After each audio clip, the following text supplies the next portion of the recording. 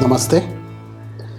इस बार 10 मई 2024 को अक्षय तृतीया है और अभी आप देखेंगे कुछ ही दिनों में बहुत सारी एडवर्टाइजमेंट शुरू हो जाएंगी ज्वेलर्स की कि अक्षय तृतीया पे गोल्ड खरीदिए। बहुत सारे जो इन्वेस्टमेंट बैंकिंग कंपनीज हैं, स्टॉक मार्केट वाली, वो कहेंगे अक्षय तृतीया पे आप इन्वेस्ट कीजिए, म्यूचुअल फंड्स में इन्वेस्ट कीजिए। ये सब चीज़ें स्टार्ट होने वाली हैं कुछ दिनों के अंदर और ये सब लोग जो हैं ये अक्षय तृतीया को कैश करने की कोशिश करेंगे। उसकी वजह ये है कि जो अक्षय तृतीया है ये एक बहुत ही इम्पॉर्टेंट दिन माना जाता है सनातन धर्म के अंदर और ऐसा कहा जाता है कि इस दिन अगर आप कुछ भी करेंगे, कोई भी टास्क करेंगे तो उसकी हमेशा ग्रोथ होती है। ये जो दिन है, इस दिन आपको और किसी प्रकार का मुहूर्त नहीं देखना होता है और अगर आप देखेंगे उस दिन की शादियां बहुत होती हैं, बहुत लोग नए वेंचर्स हैं उस दिन स्टार्ट करते हैं अपने, तो all this things they keep happening on Akshaya Tritiya. अगर हम इस दिन को देखें तो ये बेसिकली जो बैसाख महीना है उसमें तृतीया तिथि को पड़ता है, आप देखेंगे तो। और नाम से ही अगर आप देखते हैं, Akshay means which is never ending, जिसका कभी अंत नहीं होता है, जिसका क्षय नहीं होता है, जो सेट नहीं होता कभी। जैसे हम देखते हैं सूरज जो है, सूर्य हैं वो राइज करते हैं फिर सेट होते हैं, तो अक्षय वो है जिसको कभी अस्त नहीं होगा, जो सेट कभी नहीं होगा। इससे पहले कि हम इसके एस्ट्रोलॉजिकल मीनिंग में आए कि एस्ट्रोलॉजी इसके बारे में क्या कहती है, ये क्यों एस्ट्रोलॉजिकली एक सिग्निफिकेंट डे है, पहले हम इससे जुड़ी हुई जो मान्यताएं हैं, जो हमारे पुराण हैं, जो इसके बारे में स्टोरीज बताते हैं, उनको थोड़ा सा टच अपॉन करेंगे। ज़्यादा डिटेल में मैं नहीं जाऊंगा बिकॉज ये सब इन्फॉर्मेशन आपको ऑनलाइन भी मिल जाएगी और हमारे पुराणों में भी दी हुई है। बट अगर हम इसका इम्पोर्टेंस देखें एज पर सनातन धर्म, तो देखिए जो सेकंड युग था त्रेता युग, सतयुग के बाद नेक्स्ट युगा वॉज त्रेता। तो जो त्रेता युग था, ऐसा लिखा हुआ है कि त्रेता युग जो है वो इस तिथि को स्टार्ट हुआ था। So this is one thing which happened on Akshaya Tritiya. Vishnu के जो अवतार हैं परशुराम, उनका तो जो बर्थ है वो अक्षय तृतीया को हुआ था। तो इस वजह से अक्षय तृतीया को परशुराम जयंती के रूप में भी मनाया जाता है, to celebrate the birth of Parshuram. Parshuram आप जानते हैं बहुत ही एक इम्पॉर्टेंट फिगर है सनातन धर्म में, क्योंकि जो 7 चिरंजीवी हैं वो उनमें भी आते हैं। एंड परशुराम जो है still lives somewhere in the Konkan area. ऐसा कहा जाता है कि जब फ्लड आया था, जो सी है उसने सदर्न इंडिया का बहुत सारा पार्ट एनगल्फ कर लिया था, जिसके अंदर कुमारी खंडम भी आता है कि वो ख़त्म हो गया था। अगर आप पुराना तमिल लिटरेचर पढ़ेंगे तो वहाँ पे कुमारी खंडम कुमार का भी रेफरेंस आता है। तो उसको भी समुद्र ने एनगल्फ कर लिया था, जो वो वाला क्षेत्र था, और बहुत सारा सदर्न इंडिया का पार्ट भी पानी के नीचे चला गया था। तो ऐसा कहा जाता है कि इस परशुराम ने अपने एक्स से समुद्र को काटा था, साइड किया था, जिसकी वजह से जो कोंकण एरिया है वो बना था। और मुझे एग्जैक्ट नंबर याद नहीं है कितनी ब्राह्मण फैमिलीज़ को वो एरिया दिया गया था। तो इस वजह से काफ़ी स्ट्रॉन्ग आपको रिलीजियस इन्फ्लुएंस उस एरिया में आपको मिल जाएगा। वॉली बेल्ट में बहुत क्षेत्र जो है वो बहुत स्ट्रॉन्ग क्षेत्र है for any kind of Pooja's and all. तो इसलिए परशुराम के साथ भी इस दिन को जोड़ा जाता है।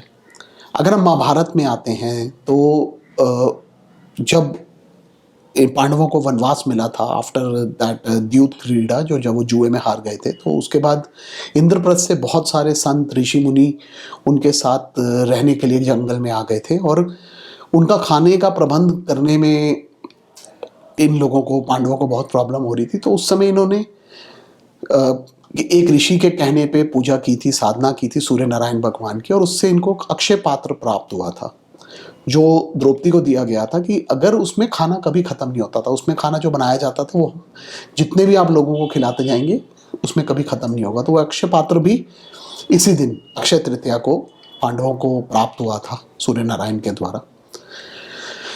महाभारत जो है उसकी जो रचना है, जो वेद व्यास ने लिखी थी, उन्होंने वेद व्यास ने पूरी महाभारत जो है उसको अपने माइंड के अंदर एक बार जब बना लिया था, तो उसको लिखना था जब उन्होंने गणेश जी की हेल्प ली थी लिखने के लिए, क्योंकि जब वो बोलते जाएंगे कौन लिखेगा, तो गणेश जी की हेल्प ली गई थी।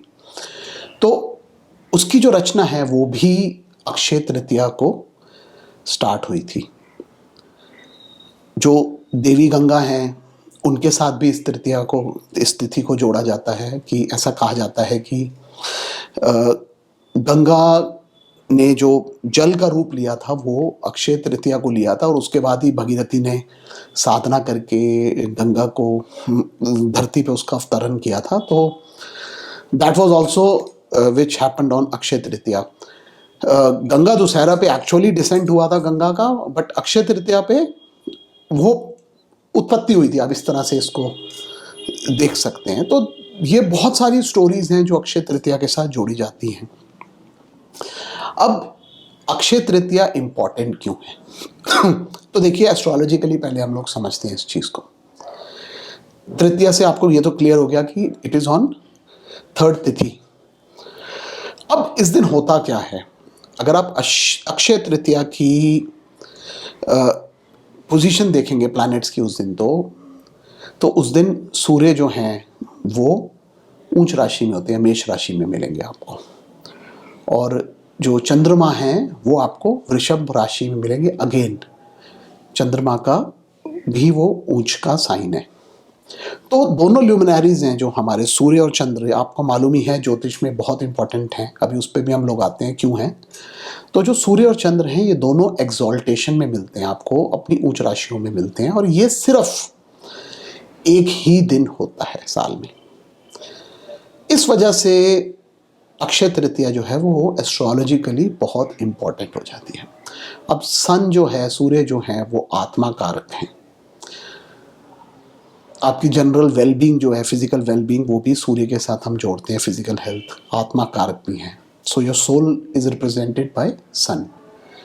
चंद्र जो है वो आपके मन के कारक है, यानी योर जो आपकी इमोशनल बॉडी है that is represented bye moon. तो ये दोनों जो ग्रह हैं उस दिन ये ऊंच राशिज में हैं। So it is a perfect day to do any kind of sadhana, any kind of ritual. अब आप कोई भी चीज़ लाइफ में पाना चाहते हैं, अगर आपको कोई नया टास्क स्टार्ट करना है, तो आपका चंद्रमा जो है it should be strong, your आत्मा कारक सूर्य जो हैं वो भी स्ट्रेंथन में होने चाहिए, थर्ड इज योर लग्न। तीनों चीज़ें आपकी उनमें तालमेल होना चाहिए, और यहाँ पे आपको सन और मून जो है वो एक्सॉल्टेशन में मिल रहे हैं, फुल स्ट्रेंथ में मिल रहे हैं इस दिन। तो इसलिए जो यूनिवर्स है वहाँ से जो इमोशनल एनर्जीज हैं जितनी भी उस दिन वो बहुत पॉजिटिव हैं। सिमिलरली जो डिवाइन एनर्जीज, जो सूर्य नारायण की एनर्जीज हैं बिकॉज ऑफ एक्सॉल्टेशन, वो भी बहुत पॉजिटिव हैं।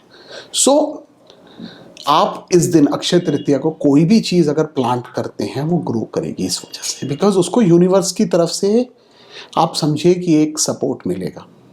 Weather you are planting seeds, whether you are planting money, investment अगर आप स्टार्ट करें that is also a plantation. आप क्योंकि पैसा बो रहे हैं ताकि वो ग्रो करे, उसके लिए भी ये दिन इसलिए बहुत अच्छा हो जाता है।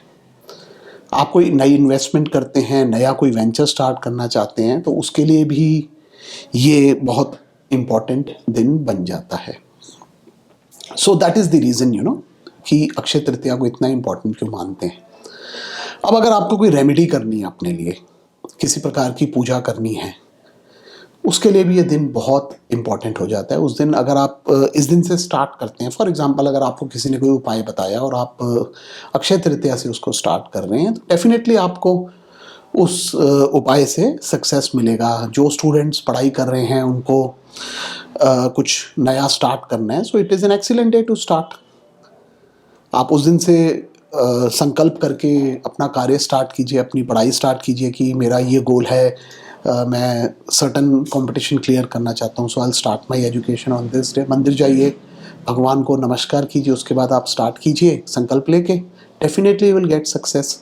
Same applies to everything. आपका कोई वेंचर है, anything, you know, it is a great day, क्योंकि इस दिन जो शुरू किया जाएगा दैट इज़ नेवर एंडिंग। उसमें आपको ग्रोथ मिलेगी ही मिलेगी, प्रॉस्पेरिटी मिलेगी ही मिलेगी।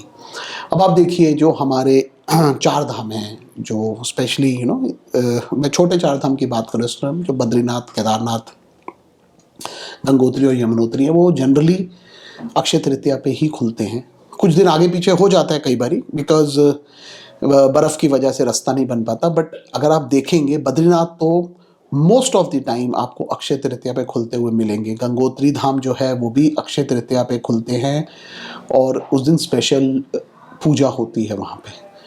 तो इस वजह से ये बहुत ही इम्पॉर्टेंट दिन बन जाता है। आप अगर कोई भी रेमेडी कर रहे हैं, जैसे मैंने भी आपको बताया है, आप गंगा में जाके स्नान करके कोई भी पितृ रिलेटेड कार्य करते हैं, उसमें भी आपको सक्सेस मिलेगा। अगर आपको कोई हेल्थ इशू, आप ट्रीटमेंट स्टार्ट कर रहे हैं उस दिन से, definitely it is a good day. आपको हमेशा अगर हेल्थ का जो इशू है उसके लिए जो आपने ट्रीटमेंट स्टार्ट किया है, उसमें भी आपको रिजल्ट्स हमेशा मिलेंगे। सो इस वजह से ये बहुत इंपॉर्टेंट दिन हो जाता है, सिर्फ सोना खरीदने के लिए नहीं है। It is a very good day to start any new thing in life, because यहाँ पे आप वैसाखी में आ गए हैं, वैसाख महीने में हैं, और actually everything is growing, you know, everything is good. Nature में बहुत पॉजिटिविटी होती है इस समय। अभी बहुत गर्मी नहीं आई होती जनरली, जब अक्षय तृतीया आती है। जनरली देखिए ये अप्रैल या मई के महीने में पड़ती है, इस बार 10 मई को पड़ रही है इन 2024, सो अराउंड इसी डेट्स के बीच में आती है। Generally it is a very positive time, आप देखेंगे बच्चों के लिए भी, सबके लिए, बिकॉज यू नो नया साल स्टार्ट होता है सबका, and everybody is very positive. So it is an excellent day. अगर आप कोई भी नया वेंचर शुरू करना चाहते हैं, लाइफ में कुछ भी नया करना चाह रहे हैं, सो इस दिन की एनर्जीज़ को आप यूज़ कीजिए, because sun and moon are very strong on this day, and definitely you will get success.